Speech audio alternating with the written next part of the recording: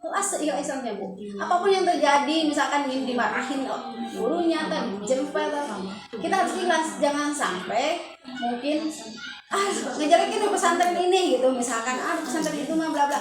Boleh lah kita misalkan kalau nggak cocok dengan kita, boleh menyampaikan ketidaksukaan, tapi jangan di belakang Bu, di depannya, di depan kiainya lah gitu. Jangan kita anaknya dididik di situ, tapi kita ngomongin di belakang, nggak boleh.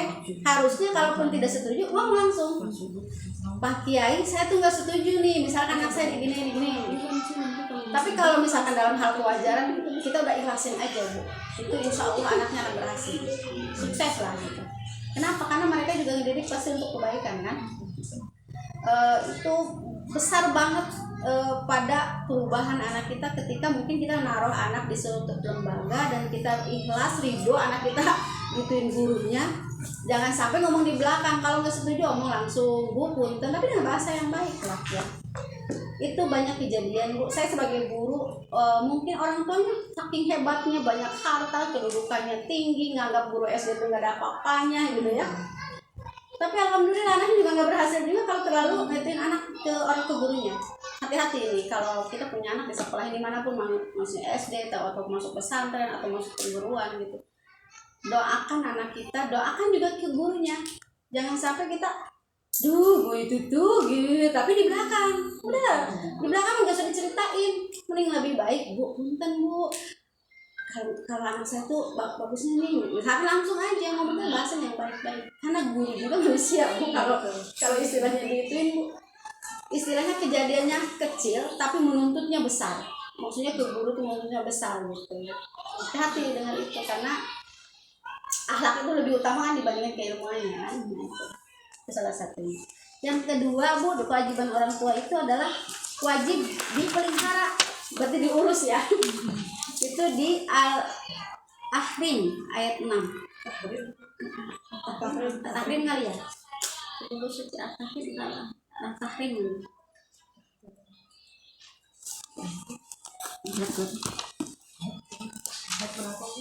ayat 6.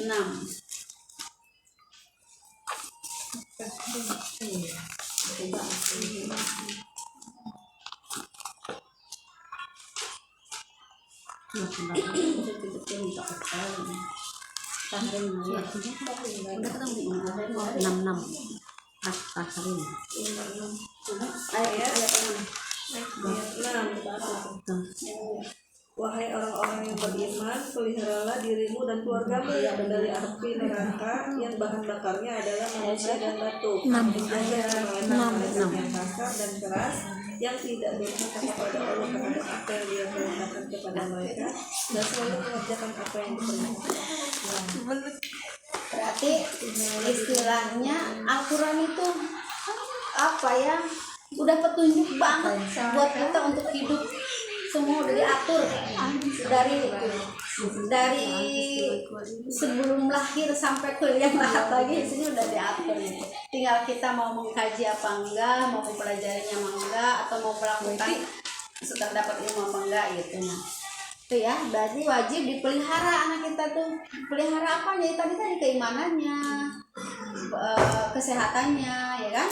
Jangan sampai ini anak-anak kita Bu sekarang itu dengan jajanan-jajanan yang luar biasa banget bikin masalah. Karena serba sekarang itu jajanan yang ada pemanis, perasa, ya pewarna gitu kan, pengawet, dan mungkin kita juga kadang-kadang makan itu. Nih, itu hati-hati gitu dengan anak-anak kita. Ususnya harus dijaga, ya kan? Paru-parunya bagaimana?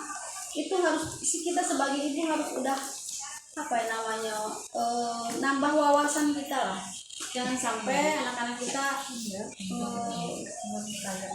karena banyak kejadian sekarang Bu, diabetes di usia SD kelas 1 SD udah kena diabetes. Apa masalahnya? Karena mereka makanan bergula yang gulanya itu nggak tahu apa gitu ya. Tuh yang namanya jus apa gelas apa tuh? Teh gelas yang biru gitu, itu jangan sih gitu. Kalaupun mungkin sekali-kali, tapi jangan kalau bisa jangan gitu ya. Tapi kalaupun misalkan anak tuh nangis ngeliat temennya udah sekali, tapi jangan selanjutnya ada. Kalau bisa kasih air putih aja. Kadang diam-diam. Ya, nah itu kadang di sekolah, saya tuh kan termasuk saya pengamat kesehatan sekolah Bu. Di sekolah itu saya kan megang UKS, kebetulan UKS dan kantin sekolah. Saya kantin itu saya kontrol. Kalau orang kantin pakai gelang, pakai jam tangan, saya Bu tolong dibuka itunya, suruh diganti ini. Karena saya bekerja sama dengan BPOM juga gitu untuk kesehatan anak-anak. Kebetulan yang di luar saya juga sudah saya tegur. Apalagi yang ada apa sih gulali yang manis-manis itu tuh, khususnya itu manisan. Minimal kan mereka tuh udah paham, makanya suka saya keliling itu sebenarnya bukan apa suka liatin, Pak ini buah apa nih? Apalagi yang bau tuh sih apa sih kayak bukan sosis apa ya sih yang kayaknya digoreng kalau digoreng telur gulung kayak ini gitu sini kalau telur gulung ya gitu itu tuh yang kayak empek-empek digoreng itu ya aduh otak-otak tapi tahu dari apa itu Ikannya bau banget. Iya, bau. saya kasih tahu ke anak-anak di kelas kalau anak yang besar mungkin rada bisa ngedengar ya yang kecil-kecil ini nggak bisa tuh dan tidak semua guru tuh punya kepekaan itu Bu. Nah itu istilahnya begini, ada guru tuh hanya mengajar, ada juga mengajar dan mendidik. Itu kan tidak mudah ya. Itu perlu dari hati yang sangat dalam. Ketika mungkin kita melihat anak kita, murid orang lain, anak orang lain gitu kan. Saya termasuk mungkin dikatanya bukan cerewet ya biarin aja lah sama anak-anak. Itu kan demi kesehatan anak-anak juga kan. Ketika anak-anak naik BM tuh suka apa naik mobil anak SMP ikutan kan otomatis SD tuh udah saya turunin aja Pak supir turun berhenti turun anak tahu emang punya nyawa banyak gitu kan orang tuh juga nggak tahu apa yang disalahin si gurunya kan Bapak di sekolah makanya harus sinergi antara guru dengan orang tua siswa sebenarnya di situ maka harus dipelihara dari hal makanannya kesehatannya maupun ruhnya karena manusia itu kan terdiri dari 3 unsur ya ada unsur ruh ada akal dan ada kesehatan ada jasad nah tiga-tiganya ini kita harus pelihara dan anak kita kan sama dengan kita 3 unsur juga kan bagaimana kita memberikan energi kepada ruhnya bagaimana kita memberikan energi pada akalnya bagaimana kita memberikan energi pada jasadnya. Berarti tiga-tiganya adalah kewajiban kita sebagai orang tua. Kapan? Dari buaya dari dalam perut sampai mereka dewasa juga Bu. Kalau kita udah punya cucunya, tetap aja ngasih tahu. Jangan mentang-mentang itu mah nanti ada bapaknya lah.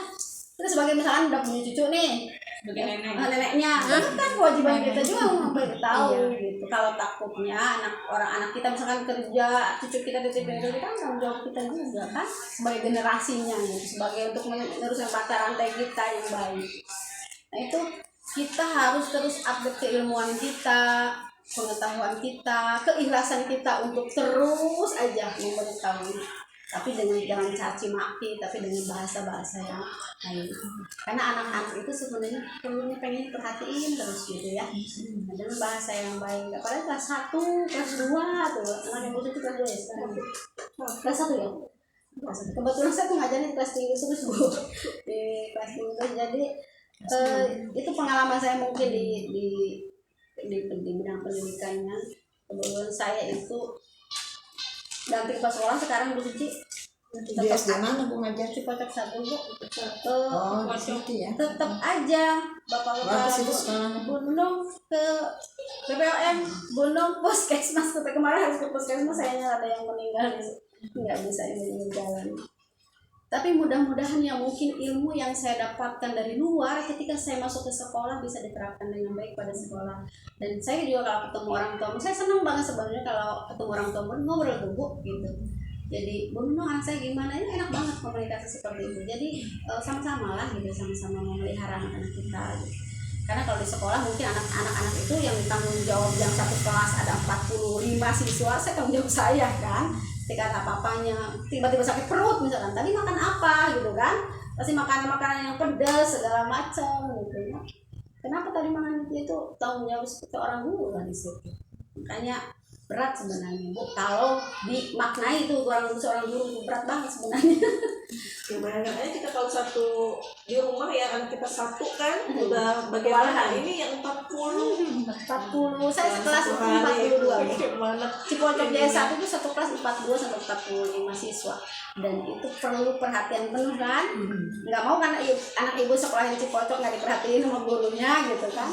Itu perlu terus komunikasi Cipocok. dan gurunya juga Alumni Cipocok. iya Anaknya. Jadi ada yang ini loh Bu, ada yang bilang gini, kalau muridnya banyak Wah, pasti SD saya gurunya masih mengenal, sekolah. kalau nggak pintar sekali itu bodoh sekali atau nakal, gitu ada tuh. Iya. Yang ngomong ibu-ibu katanya. ya iya betul begitu. Ya, Tapi kalau nggak pintar harusnya sekali, seorang guru bodoh, kan kata saya nakal. tadi ada pengetahuan tentang psikologisnya gitu kan. Pasti Dengan dikenal. pengetahuan itu kan jarang banget tuh dilakukan mungkin ada juga yang cuek. Yang ketiga Bu dari kewajiban orang tua adalah wajib mendapat perlakuan yang adil. Wajib mendapat perlakuan yang adil.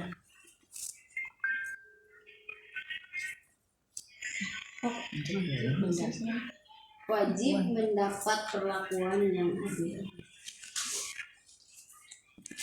Dalam artian adil itu berarti kan secara kasih sayang, secara materi. Kalau materi kan nggak bisa, adil itu bukan sama ya. Tapi adil itu sesuai dengan porsi dia. Kebutuhan. Kayak anak SD dikasih jajannya misalkan 10.000, yang SMA ya minimal mungkin 30.000 lah gitu kan, itu adilnya di situ secara materi. Tapi kalau kasih sayang kayaknya harus sama ya. Mereka misalkan ya yang si AA-nya yang paling mungkin si AA-nya mah nggak terus-terusan kita ada di dekat kita ya. Tapi kan perhatiannya tetap kita pantau gitu. Karena anak itu akan merasakan orang tuanya itu perhatian apa enggak, kerasa banget walaupun udah tua juga. Saya juga kadang-kadang kalau orang tua itu suka ngerasa isi abah mah saya mau dong tuh karunyanya gitu kalau bahasa Sunda mah. Itu kan mempengaruhi pada psikolog anak nantinya pada besarnya. Makanya orang tua kita sayang kita turun ke anak bisa jadi begitu gitu. Makanya ketika mungkin kita mau dapat perlakuan tidak adil dari orang tua kita, potong sampai di situ Bu, sampai di kita saja. Jangan sampai terusin lagi gitu. Kalau kita dulu mungkin orang tua kita pengetahuannya mungkin sampai di situ, jadi sekarang kita jangan ke anak kita gitu. Dan mudah-mudahan generasi selanjutnya mereka punya kualitas yang baik untuk memperlakukan anak-anaknya gitu. Mungkin itu saja Bu ya.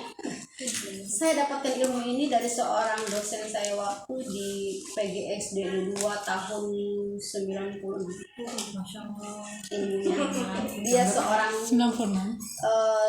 psikolog, jadi dosen psikologi anak, dosen psikologi anak. Tahun 96 saya kuliah di Bandung waktu itu.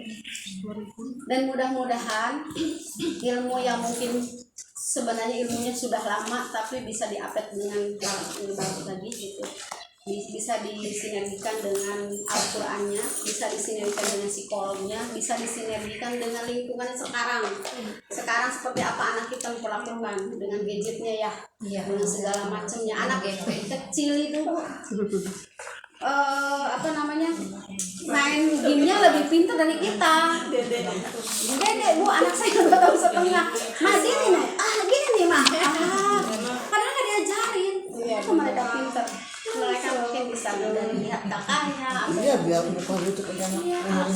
Nah itu kita jangan sampai turu apa sih? Udahlah anak sekarang. Yang biar antang gitu ya, biar gitu. Biar biar antang.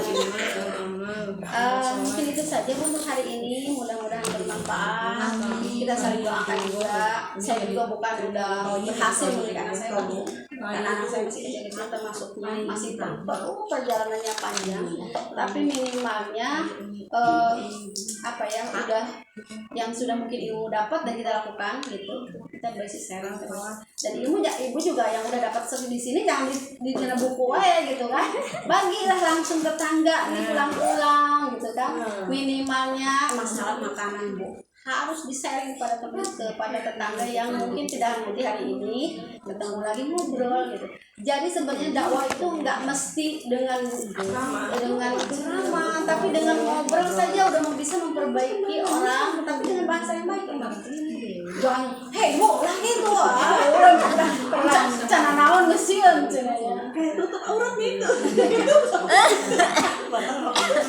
Saya bu termasuk murid yang rada bandel tuh gini. Ketika ngaji misalnya, kan perubahan seseorang beda-beda ya. Ada yang cepat, ada perubahan yang mungkin langsung bla gitu. Waktu zaman SMA saya tuh ngaji tuh bu, Liko zaman dulu itu ya, masih SMA. Karena seragam SMA saya itu pakai celana panjang, riman satu dulu, panjang bajunya, kerudungnya masih biasa, juga gede-gede banget gitu. Nah teman-teman orang berubah tuh bu, langsung kerudungnya besar, langsung beli rok. Saya enggak ditegur sama guru, enggak ngaji, saya langsung karena ditegurnya nih, ini berubahnya gitu kan bahasanya gitu. Kan kita langsung nyesek dulu hati ya, udah kebeli, jauh dari orang tua begitu. Itu nggak bisa. Jadi bahasa untuk dakwah itu harus dengan bahasa benar-benar yang lembut kalau bisa, tapi menyentuh teman-teman kita. Kenapa? Karena agama itu kan baik, maka berarti disampaikannya juga harus baik. Jangan sampai disampaikannya tidak baik. Ketika tidak baik, yang berdampak adalah bahayanglah ngaji kasih ibu eta. Yuk cenana ngaji lagi jutek cenana. Itu hati-hati bu ya. Saya sarankan sih ibu semua, teman-teman semuanya punyalah untuk teman untuk sharing di rumah atau di lingkungan komplek gitu, untuk ngobrol, tapi obrolan yang positif gitu, obrolan yang dari ilmu yang kita dapatkan. Jangan sampai ngobrol yang lain. Boleh lah kalau cerita makanan, bikin apa sih, jangan lah gitu, baru saja, tapi jangan yang lain. Ketika ada teman langsung mau curhat, tuh ada juga bu, teman tuh suka pengen curhat ke kita ngomongin yang ini gitu. Saya langsung cut aja, udah bu, saya tidak ada urusan dengan ibu ini dan saya tidak ada urusan dengan ibu ini, udah selesai di situ. Dia malu sendiri kan lama-lama. Ya udah, saya kalau bercerita udah makanan apalah gitu kan, yang lain-lainnya. Anak terutama. Dan mudah-mudahan ibu-ibu di sini istiqomah semua. Dan saya juga minta doanya pada ibu-ibu supaya saya juga bisa istiqomah untuk terus belajar, terus mencari ilmu gitu. Dan mungkin itu saja untuk hari ini. Kurang lebihnya saya mohon maaf. Yang mungkin kekurangannya itu dari saya pribadi sebagai manusia, dan lebihnya yang baik itu dari Allah Subhanahu wa Ta'ala. Saya akhiri dengan assalamualaikum warahmatullahi wabarakatuh.